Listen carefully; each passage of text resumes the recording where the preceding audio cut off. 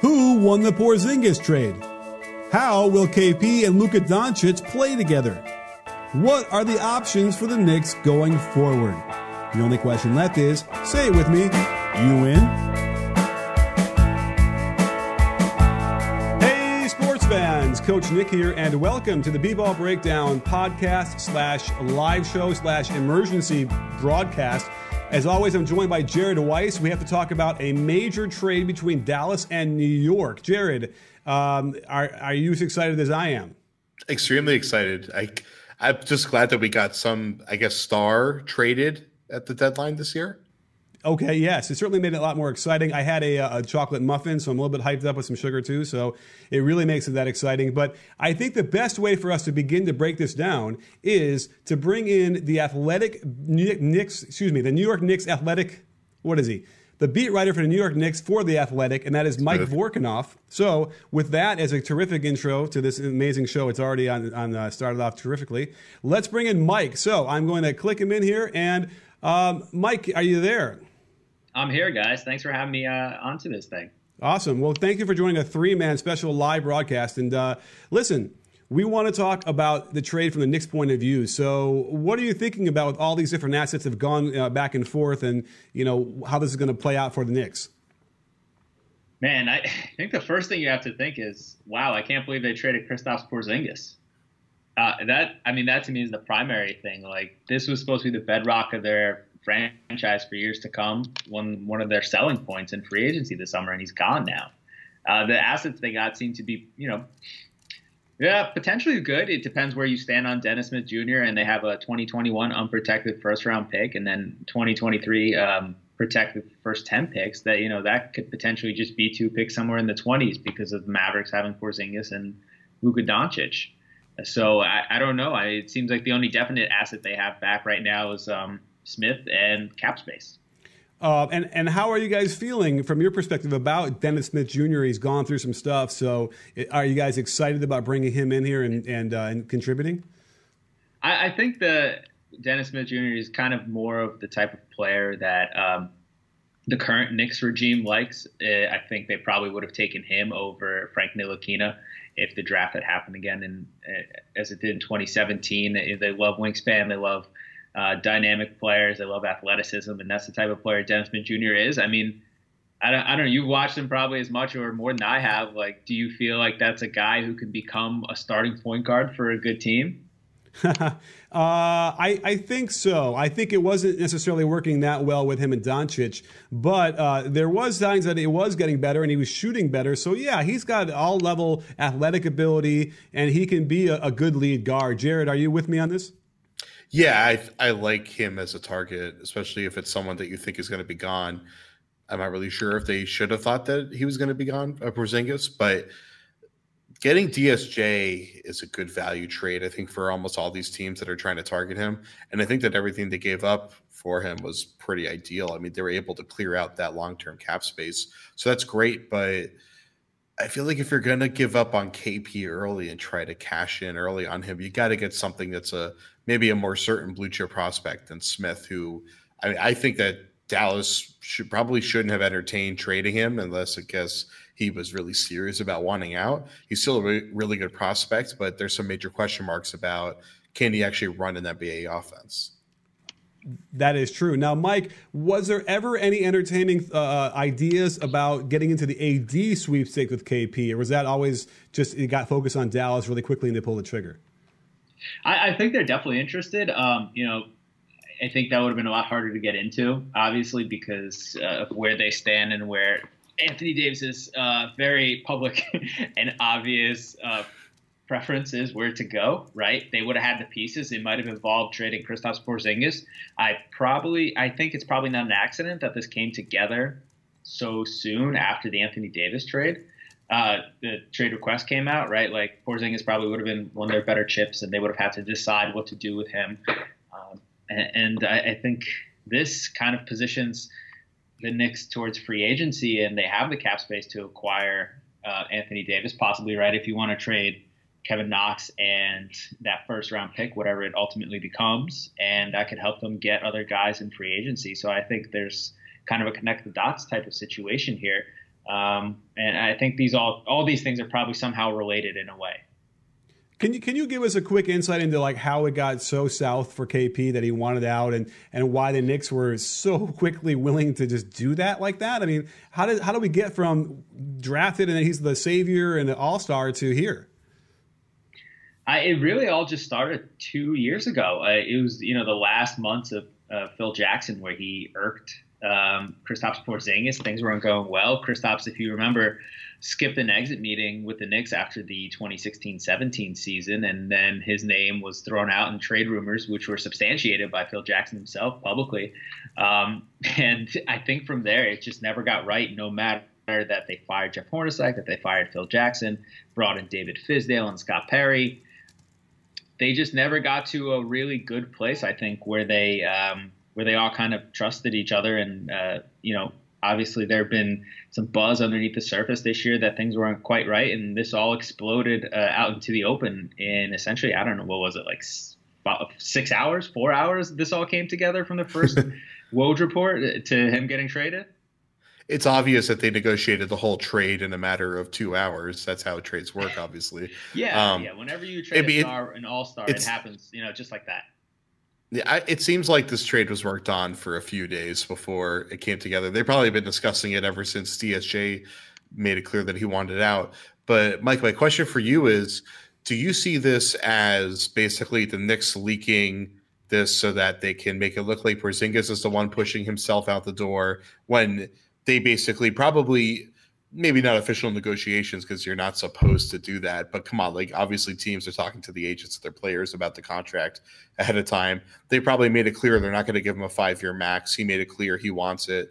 Maybe they tried to do the Joel Embiid contract and he wasn't buying it, so that they knew they had to trade him, and that this is a way that they can pretty conveniently shift the perception that he's the one trying to run away when really it's them pushing him out the door, even if it's because he wants something that he probably shouldn't be getting, just because he's been out for a year now with this ACL injury. And I haven't really seen any signs of progress. Maybe you have seen something. Is there something that you've seen up close that indicates that KP is even going to be back this year for Dallas? Well, I'm always wary of trying to guess sources, especially for a guy like Woj. So I don't know if I want to go into that, but I think what happens is it was mutually beneficial, right? If they came to a point where it was no longer tenable, better get it out into the open, lay some kind of groundwork for a deal to get done. And as for Porzingis coming back this year, the thing is he's been pretty much hidden from the media all year. Requests to talk to him been turned down. We haven't seen him play. He hasn't, when the media gets into practice, we've barely seen him there. I really honestly have no idea what kind of state he's in. And that's, just because we haven't seen him move, we haven't heard him talk, we haven't asked him questions. And so he's been kind of squared away behind the curtain a little bit for the Knicks. And I think they preferred it that way. And I don't know if he would have come back this year at all, but I can't say whether that was because of his health or just because of a team preference to not bring him back and continue to be really bad and bottom out and increase their lottery odds and try to get Zion Williamson that way. But I think it's a legitimate question considering his injury history and him being 7'3", when he could come back and what kind of space he'd be in. Sounds like he's been practicing. He's coming up on a year from when the injury happened. I'd imagine he should be good to go. But again, I don't know if the Dallas Mavericks, hasn't been practicing yet. I heard he was like working out. He's been doing workouts, one-on-one stuff with coaches, but not like full practices or scrimmages or anything. All right, forgive me. I am I didn't. Well, whatever I was trying to do. But yes, he's on the court a little bit. I hear you. So that certainly means that's months away or whatever. So probably not going to play. I don't know if Dallas has the incentive at this point to try and win a ton of games now. We do have questions we have both of you guys here about the draft picks and whether or not they're protected or not. A bunch of people are asking. So I turn it over to you two. Do we know the status of these picks as they're moving back and forth from one team to the other? Yeah, I think I just saw an ESPN report that Dallas is sending an unprotected 2021 and a top 10 protected 2023 first-round pick.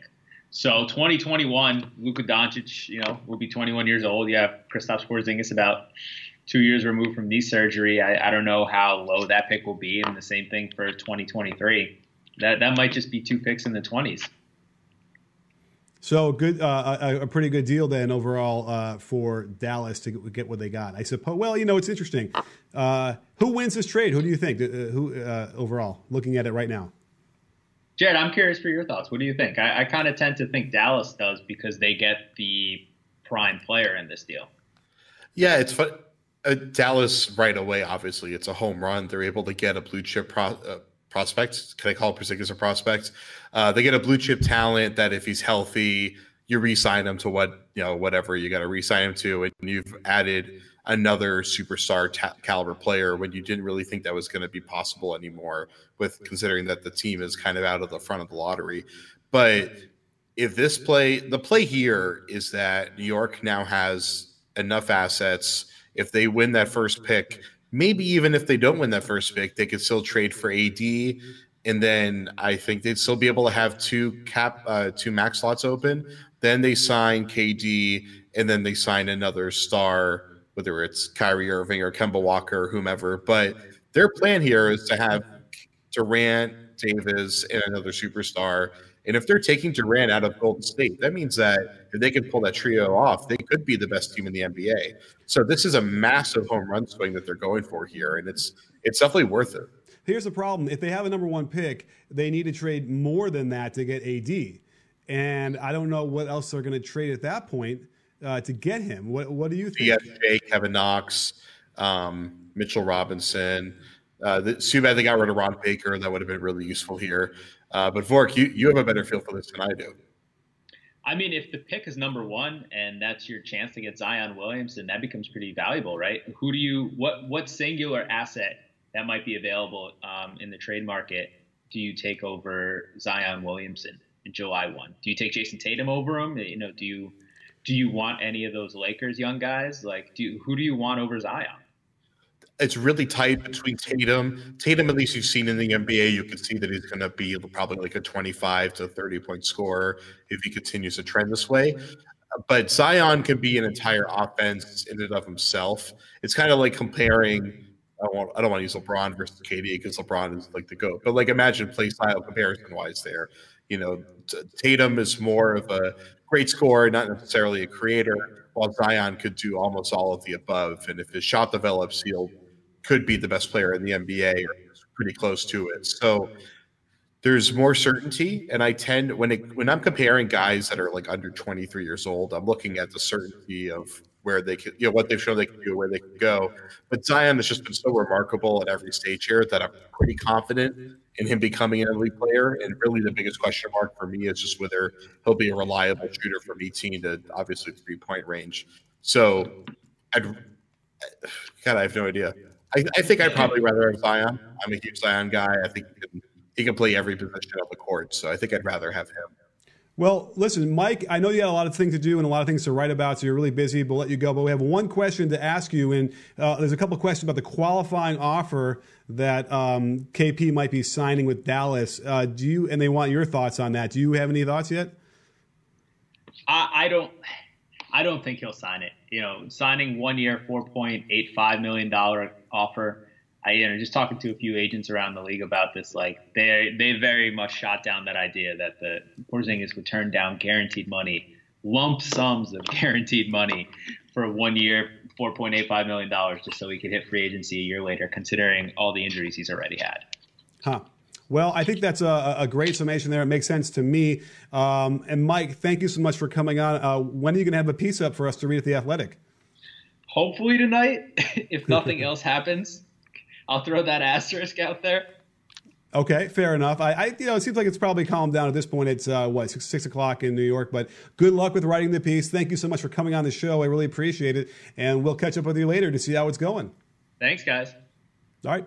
Thanks, Vork.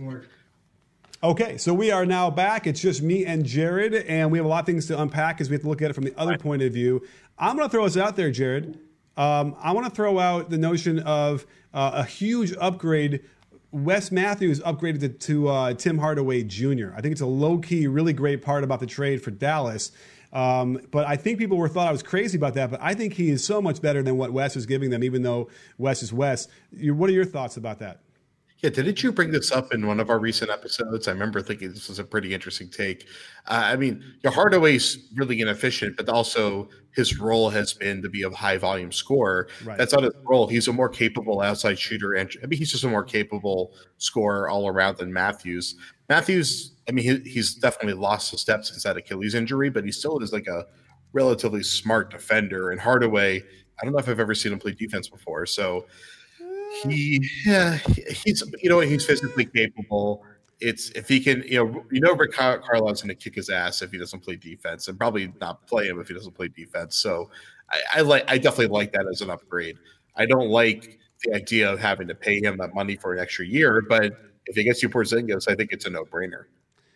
I agree too. I mean, I think it was a really great deal overall for Dallas because, again, they're stuck in a cycle where they were going to win this year anyway, and they have their own pick. Am I correct in saying that? Yes. Okay. Pop quiz, hotshot. Wait, no, that goes to Atlanta. They don't have their own first-round pick? Yeah, it goes to Atlanta, I believe. So they're not incentivized to tank either way, but clearly, and there's, by the way, there's a real problem now the Mavericks have is, you can, I guess, ride KP as a center in the West, sort of. But is that what they want to do? Because now that they don't have DeAndre Jordan, I don't know exactly what the solution might be, short of rolling, KP out there in the middle. What do you think about that? They got Salah Mejri, right? So they're fine. And they got Maxi Kleber.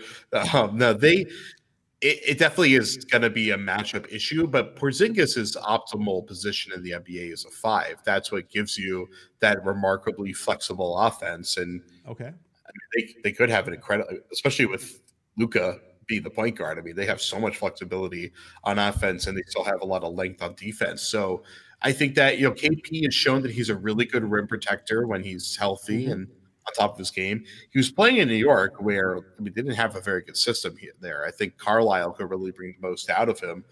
And he pulls, from an offensive perspective, he's going to pull 5s out to the 3-point line. That's just going to make life for Luka so easy, especially as a pick and pop partner and both as a guy that's stretching on the weak side.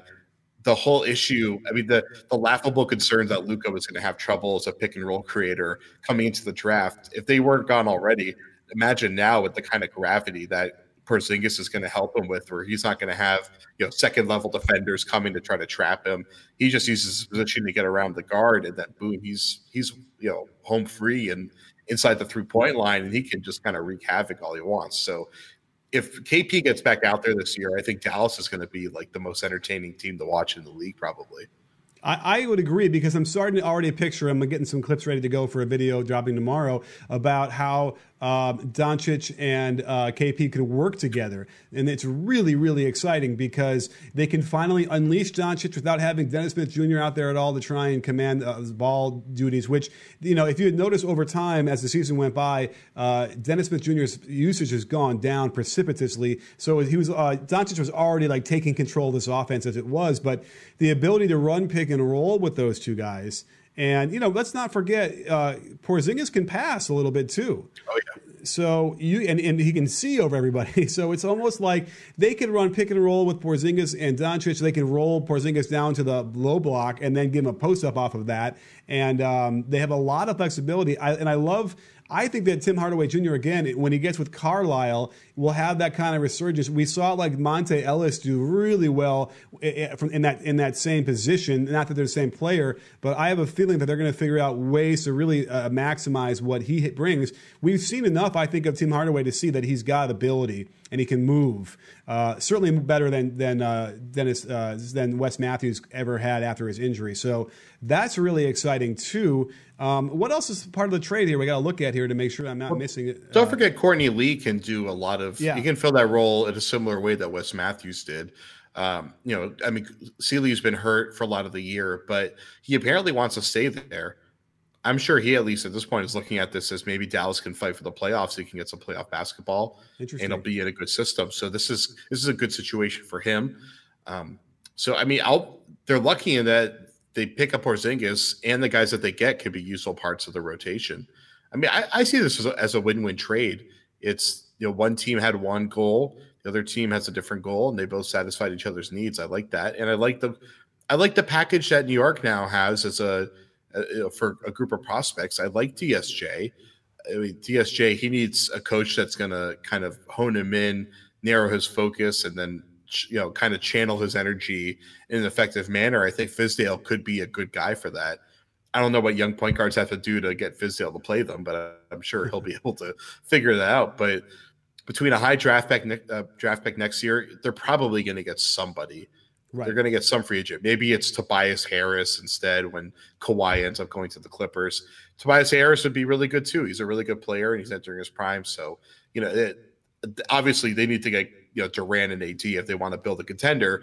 But if they at least want to build a good playoff team that people will be excited and proud of, which New York hasn't had in 20 years or whatever, they're certainly on the right path with this. Sure. I think the key here is if you had to ask today at this moment at 4 o'clock on the West Coast on Thursday, who wins the trade, it's clearly Dallas. But I think that it's all contingent on, yes, do the Knicks get the number 1 pick? And what do they do with that pick if they draft and they actually use Zion, or if they use it as an asset? I suppose at some point a year from now we could argue, oh my God, New York really got the better of the deal here. The only question is, do you have any faith in the Knicks front office to actually pull that off and make it work? I don't think we have a lot of faith in that. I mean, they have how many point guards do they have right now on the roster now? New York. That's a good question. It's like back to the Isaiah Thomas years when they had Jamal Crawford and Starbury, right? And all those guys are on the same team. So, again, maybe there's another move the Knicks make before the trade deadline. Have you heard anything about that? Not yet, but I'm imagining they're going to want some more guard help. So they need another ball handler. Right now, Smith and trying to think who's the other ball handler on the team right now. They don't really have. I'm sure I'm forgetting somebody, but they don't really have any. They don't? Well, no. Wait. Let's see here. I mean, I guess who do they get? Well, they got Dennis Smith Jr. is one of their ball handlers. Wesley Matthews is not, whatever. Okay. Who else did they have? No, I mean, let's see. The Knicks. What is their roster? Now I feel embarrassed because I can't tell you off the top of my head exactly. Trier. I was trying to think of who the other. Lonzo Trier was not a point guard, but he's a beast and a half. But he could score, and that's it. Kadeem Allen, former Celtic, who I covered last year. Yeah, forget me. Yeah, and then if you want to call Hazonia a ball handler, then we can throw that in. But no, that's it. That's it for their actual guards that can handle. Okay, so never mind then. I guess they don't have a ton of guards. It felt like they had a ton of guards. Nonetheless, okay. Do we want to briefly talk for a second about the AD thing and what's going on there? Is there any other news we have to talk about? Well, the East All-Star roster just came out. So the reserves, Bradley Beal, Blake Griffin, Kyle Lowry, Chris Middleton, Ben Simmons, Nikola Vucevic, and then Victor Oladipo. So the commissioner is going to need to name a replacement. I think that follows the exact group I had, except instead of Middleton, I had Siakam. But no complaints either way. Both of those guys are pretty equally deserving. Wait, so Middleton got in, Bledsoe didn't? Bledsoe did not, but maybe Bledsoe – well – I think the commissioner would be more likely to pick Siakam, and try to balance it rather than give Milwaukee another one. Then again, Lowry's in there, so maybe it ends up being D'Angelo Russell. There's some interesting choices there. Absolutely. I'm glad to see. I mean, we've had the discussion about Middleton versus Bledsoe in a couple of times, I think, in the past couple of weeks. So I think that, if you're talking about the coaches, they're seeing what I see, certainly. And I do know that some coaches are driven crazy by the way Bledsoe plays sometimes. So I guess I'm not surprised that he wouldn't quite make the cut on All-Star reserves. When do we hear about All-Star reserves for the West? In a couple minutes. I mean, they're probably talking about it right now, and we don't want to tell people where because we don't want them to turn this broadcast off. But we'll have them in a minute. Why don't we talk about AD, I guess, in the meantime while we wait for that to come in? Okay. And I can't even figure out how to Google search this. I couldn't even find the list of something for the East. But anyway, let's talk about AD. Well, a lot of things are going on here. I guess the question is, does he really even, is there a serious conversation between, I guess, the Lakers and the Pelicans? I mean, hilarious that like Dell Demps was trying to say he wasn't picking up his phone, which I think is also silly. But, I know what you had said before, but are we anywhere different before as far as they should simply wait for the summer? Well, we do have to address how it impacts the Knicks because there was a debate that we were having, I think, on our emergency pod on Monday, which is if you're the the Pelicans, would you rather trade for Porzingis and their full package now not knowing where that pick is going to be, or would you rather wait until the summer, lose the chance to get Porzingis most likely, but know where that pick is? And now it's DSJ and is the centerpiece instead of Porzingis, with, of course, I assume Knox would have to be in there too. So I guess the question is, how do you feel about a Knicks trade package of DSJ, Knox, and that pick, not knowing where that pick is going to be at this point, obviously, compared to before?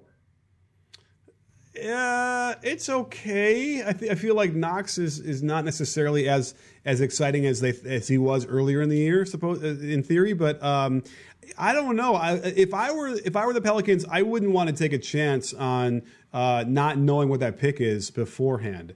And correct me if I'm wrong, but as far as the timing goes, they can wait until they do that, and then even do a deal where the team picks a player and then they trade the pick, right?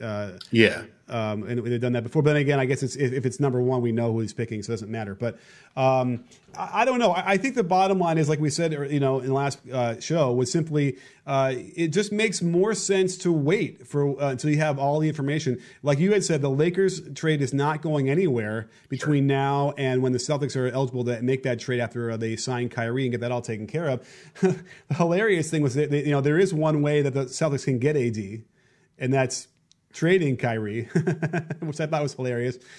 Is that funny, or is that even like a hint of like they thought about it for No, because they want to have a great point guard, and there's just no other point guard in the NBA that you would rather have than Kyrie. As far as they assume they're going to be able to lock him up. He is at the right age. He's entering his prime. He has the pedigree as far as championship experience, and he's kind of, he's turning the corner into being one of the elite players. They're not going to get Steph or Harden, so I can't trying to think of another point guard I'd rather have in the NBA, or just another guy to run my offense through. I can't really think of anyone that could be reasonably expected to be available. So no, and it is a legitimate thing to say, like, should you try to trade Kyrie for AD?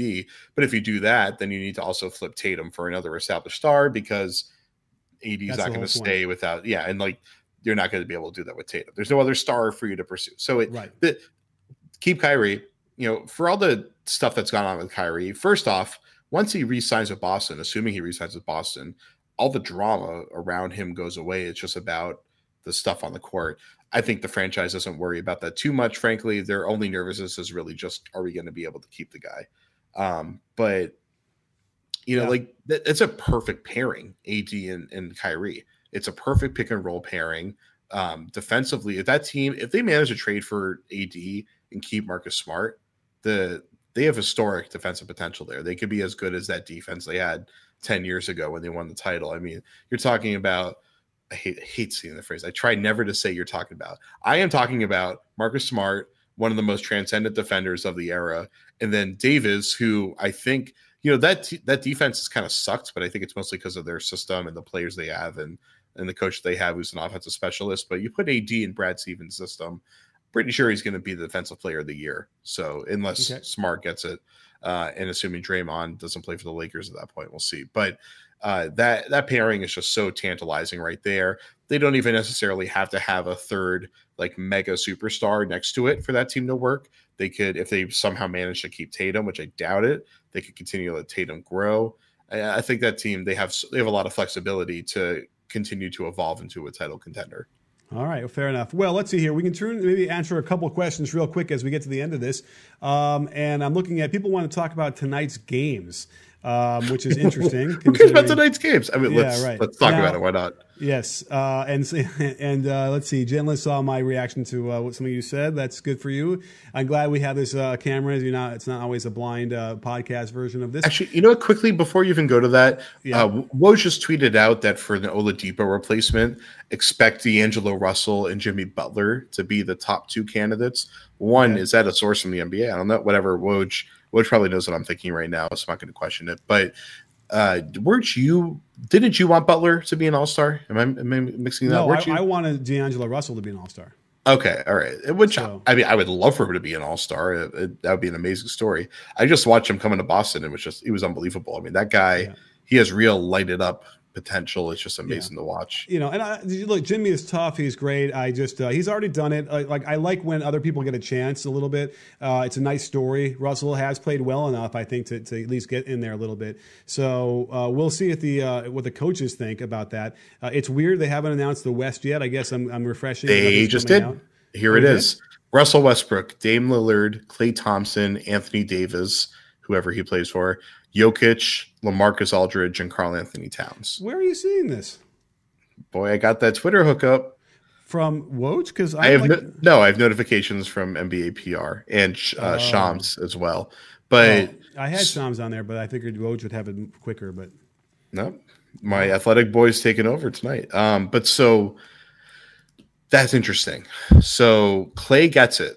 I don't know how I feel about Klay getting it. I had Drew Holiday instead of Klay on my team.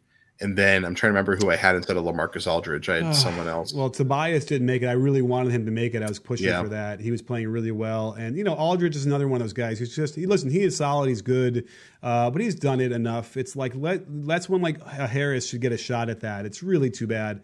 But he has just been so dominant, winning games for San Antonio single-handedly throughout the year. Yeah, it's the kind of stuff that when you think of an all-star, it's that guy that puts the team on his back, gives him 20 every night, has those games where he gets 30 or 56 for God's sakes, and really puts him on his back. San Antonio's had another just unbelievable season, so it felt dirty not rewarding them. Well, don't let DeMar DeRozan hear you say though that as well. I think he might have an issue with that, but nonetheless, because DeRozan is averaging the same amount of points and a lot more assists and almost the same amount of rebounds. So another great year. But let me get to that, unpack that one more time. Russ, okay, Dame, Klay. Listen, Klay is another one of those guys. But Klay is just so good and solid across the board, just like LaMarcus Aldridge. It's hard not to vote for him. Jokic, that's nice, but man, and Karl Anthony Towns, okay. I wonder. I don't know if Cat would have made it if Butler hadn't been traded. I think his a bit of a resurgence probably gave him another leg up and gave him some extra production in the box score. So interesting stuff. I don't know. Like, do you want to, for fun, just really quickly look at the Dallas at Detroit, Indiana, Orlando, Milwaukee? Okay, so we have the Bucks and the Raptors on TNT tonight. That's going to be a good game. That's what I'm doing next in Toronto. Who do I think is going to win? Well, if both teams don't literally freeze to death before the game starts, right? I like Milwaukee for that. I mean, Milwaukee's been the better team this year. They've been probably the best team in the league overall so far. Hill is just such a nice wrinkle to what they need. He provides them exactly what they needed. They've been playing better. Up to that, by the way, all the Bucks fans who screamed at me when they got Hill, and I'm like, he's really, might help them more than Bledsoe, but nonetheless, people were upset that they got George Hill.